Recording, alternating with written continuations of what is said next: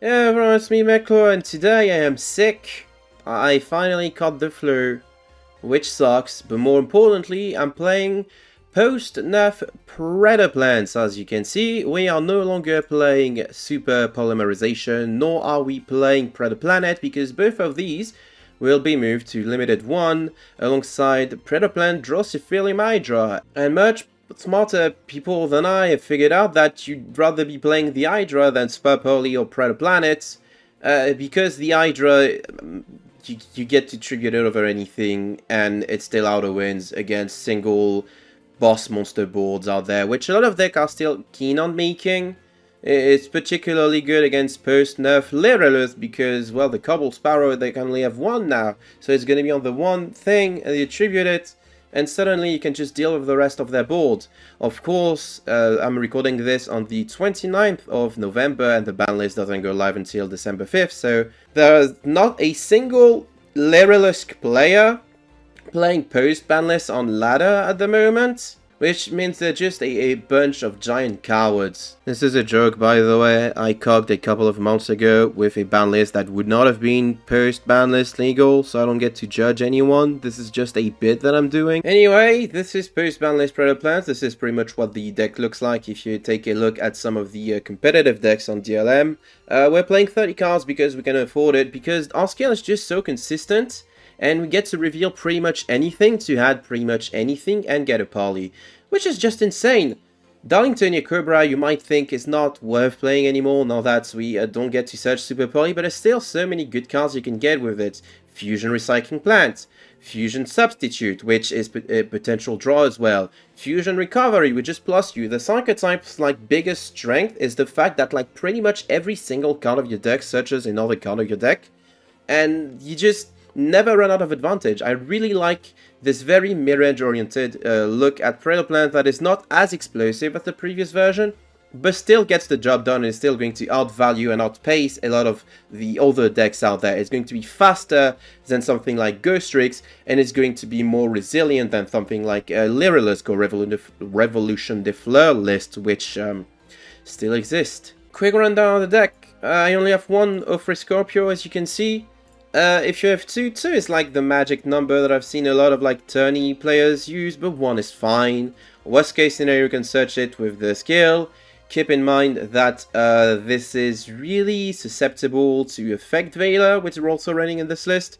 So, you know, don't bet it all on Scorpio. A good way to secure your bets is Scorpio discarding Biblist, which is a 3-off, unfortunately. I mean, it's a super rare, but it's still a 3-off. And such as anything when it's sent to the graveyard for any reason whatsoever, which is pretty cool.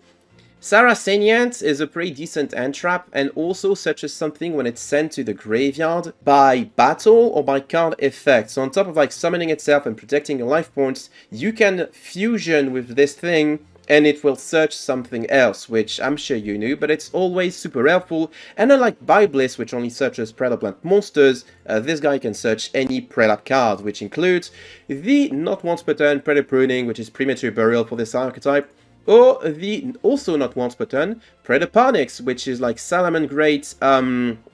What's the continuous card called that we don't have? Will of the Salamangreat. Yes, it's a pretty insane card that allows you to get a bunch of resources pretty much every turn, which is insane. So on top of that, we're also playing the one of Hydra, which we can access from pretty much anywhere, and we can play more than one. So if it gets DD crowed, well, that's it, just got DD crowed.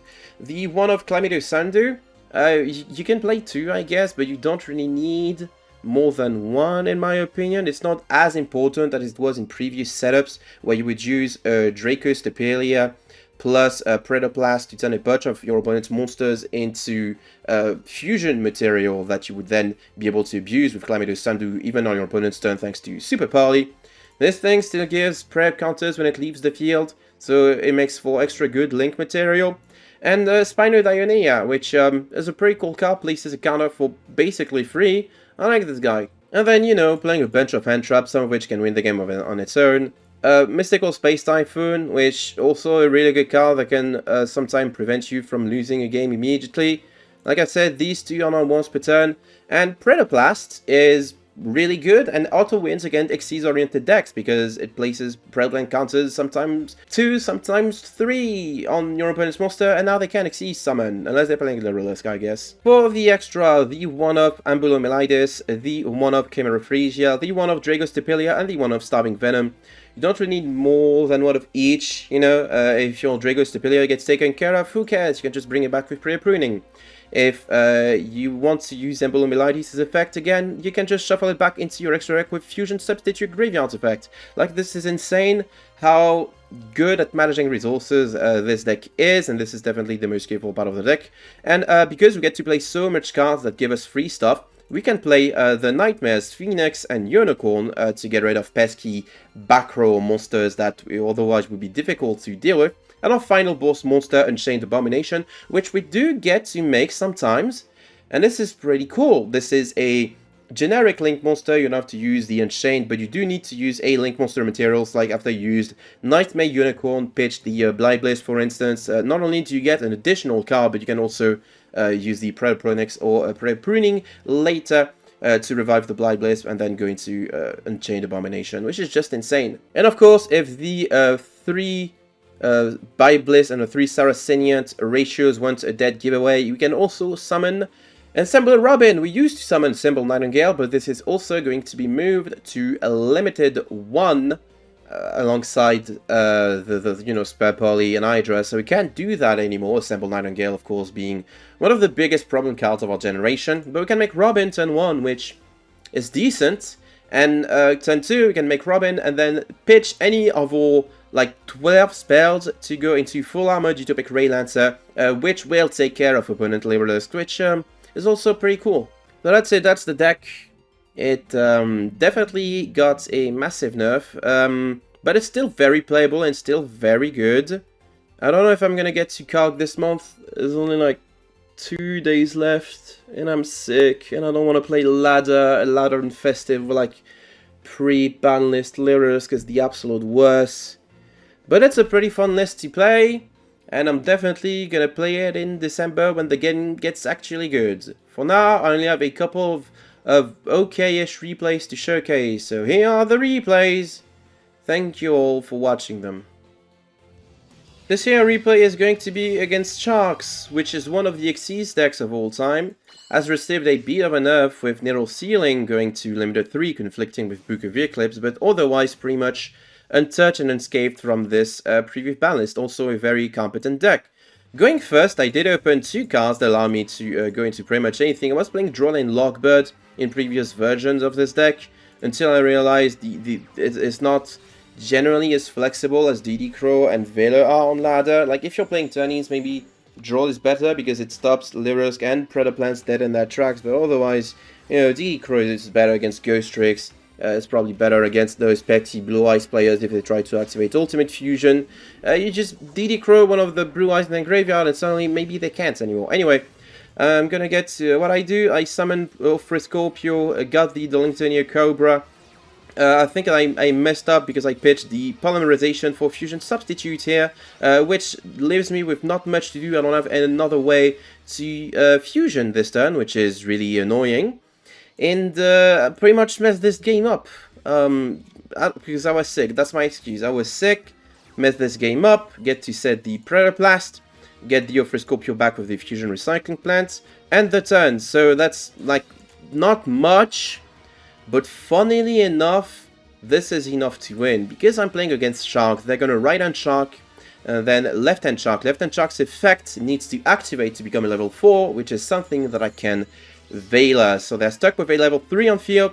And then Burstsaw Shark is just an easy pickings for my Predaplants, which turns both of these into level 1s where they can't really do anything anymore. They're going to try an Aqua Jet and beat over my Ambulomelitis, but Predaplast effects in the graveyard protects. I don't care about losing the Squid Dorsera, I just get to put more Predaplant counters and stuff.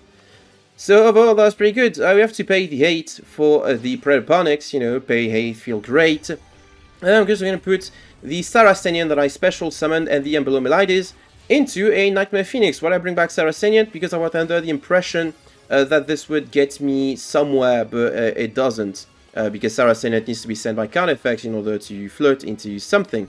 PLYBLIST, however, is going to get me a nothing. What did Bibles make me? I forgot. It's fine. I'm just gonna get the Biblist from the grave rather because I have Predaplant counters, and then draw a card which turns out to be a second Predaplants. Then rank into Nightmare Unicorn so that I can get rid of the last back rosters of Forbidden Lands. Predator pruning the Chlamydo Sandu that I pitched earlier. Remember that? So I can get the chimerafflesia with one of their monsters. Then Earthray Scorpio is just going to pitch the useless Drone Lockbird in order to get the Hydra. Then I'm going to put the Unicorn and the Hydra into Unchained Abomination. And chimerafflesia is going to get rid of one of their monsters. I'm going to tribute the other one for the Hydra. That's big lethal. That's a lot of big numbers. And they're dead. And voila, that's how you win against Xyz decks. You just activate Predaplants and you win the game instantly. Come to think of it, they had a Forbidden List and chose not to activate it. I guess that wouldn't have really done anything in that scenario. That was a funny replay.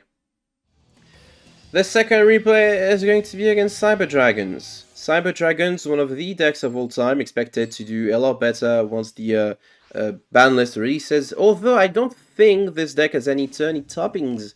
Next tournaments have adopted the post-BANLIST list. And I don't think that, tell a lie, it was got 4th place in this week's Meta Weekly. That's pretty much all it did.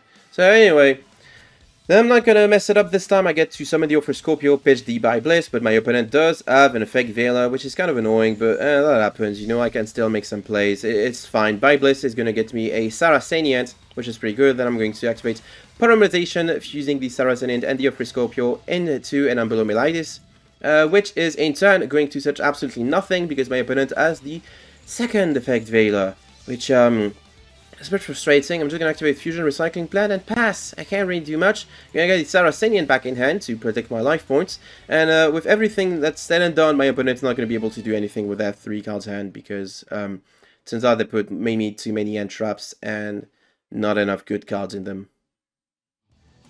So replay is going to be a Predaplant mirror. I'm on post-ban list 30 cards. My opponent is on pre-ban list 20 cards. So in theory, they should be much better than I. But in practice, they don't know how to play this deck, and I know how to play this deck a little, so that changes a lot of things. Anyway, here's their turn. Here's what they're gonna do.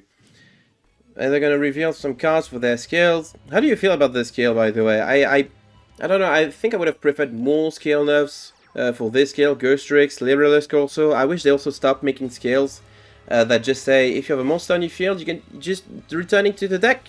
Play around Book of Moon, play Mind Control also.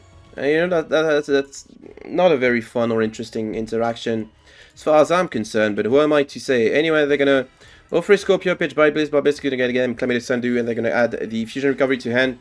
You know, which telegraphs that they have the super polymerization. Fortunately, the gods of dueling have favored me this day because I drew 2 MSTs with which I can pop the super poly that they're gonna activate in response for a chimerafflesia, which maybe not what they were hoping to go, and the other card was a Predaplants, which I need to keep in mind because this is graveyard protection that they can then get to use. I'm gonna get the Offer Scorpio. I'm gonna turn this into a weak little thing I don't need to care about. I am going to get the Chlamydo Sandu from deck with the Offer Scorpio and then fuse their chimerafflesia with my Chlamydo Sandu to go into Dragostapelia. Still pretty good cards. And then Offer Scorpio and Saracenian are going to go into Ambulomelitis, which I'm not actually sure what I should be doing from this one forward. I'm just going to get a Predaplants, activate it, and revive the Saracenian to Ambulomelitis. Is going to tribute itself in order to get a Biblist. And I'm going to get the Ensemble Robin from this whole exchange. Why do I go for Robin? Because I'm concerned about the potential Saracenians in hand. They don't have it, because else they would not have taken the Dragostapelia hit. And this, like, pretty much destroys anything that they might try to do. So this would be the ideal target for Hydra, which still leaves them weak to a Dragostapelia disruption. So, like, I know they don't have Super Poly anymore, but I'm trying to play as conservatively as possible, because Saracenian can ruin potential lethal attempts.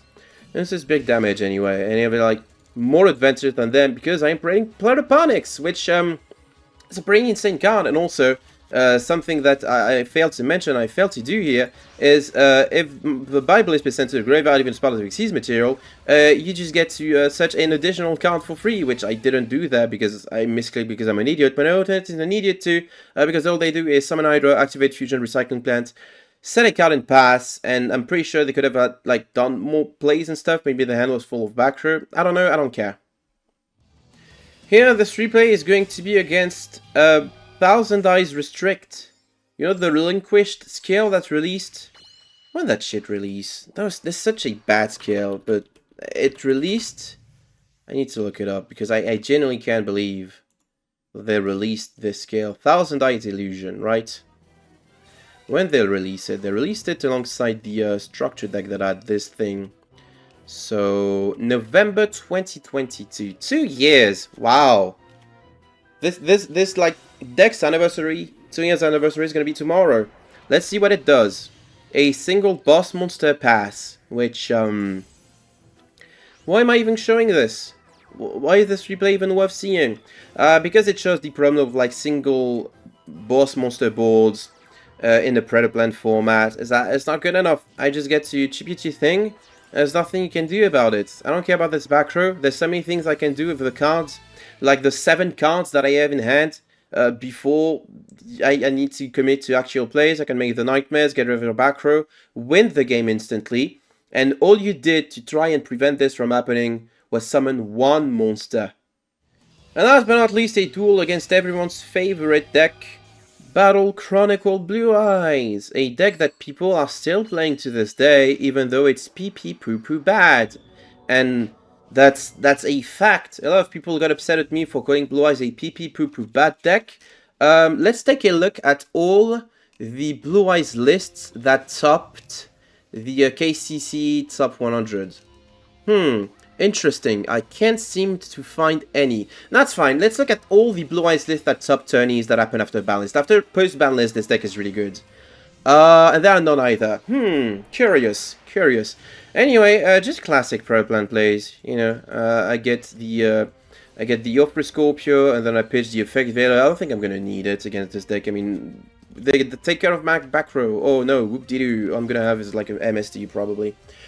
American Bilumelides, Predaplants gets the POST-BANLIST that I tribute to summon the Darlington Cobra, triggering 2 searchers. This deck is absolutely insane as far as searchers go.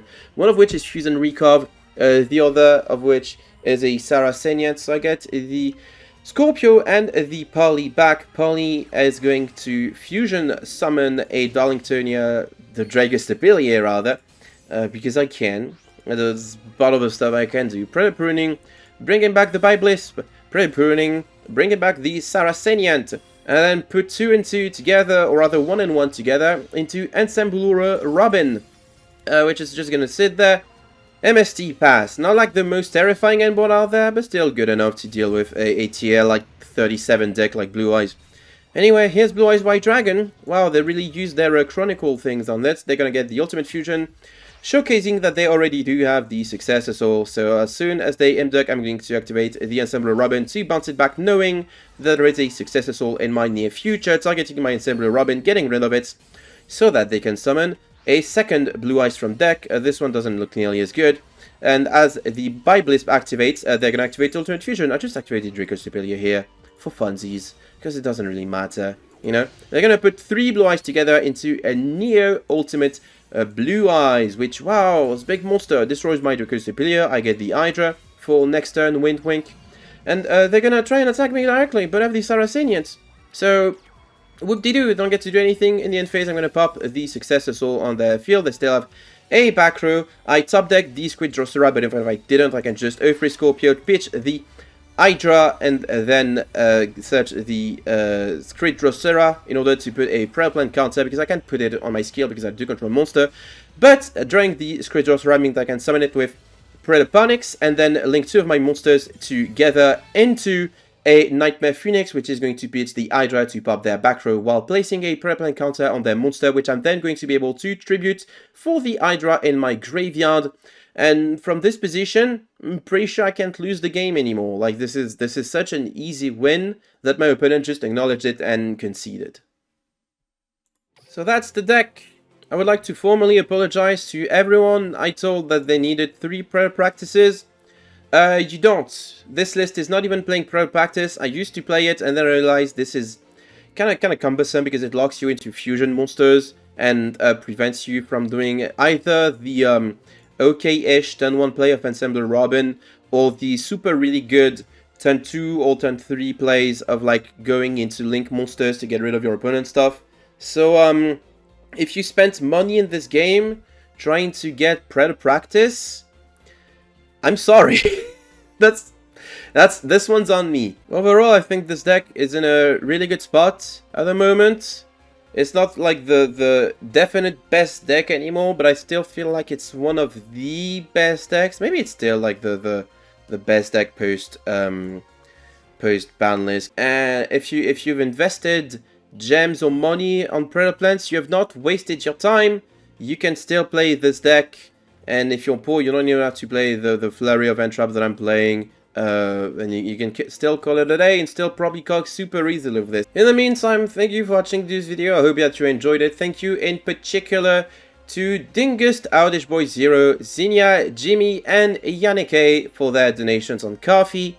I promised Dingus that I would enter one of their Zero James tournament. Like, they have a whole format dedicated to building decks with only cards that are completely free to play, like cards in a trader and a level up rewards and character drops and stuff. So if you're interested in this format whatsoever, let me know and I'll post a link to their Discord in the description of this video.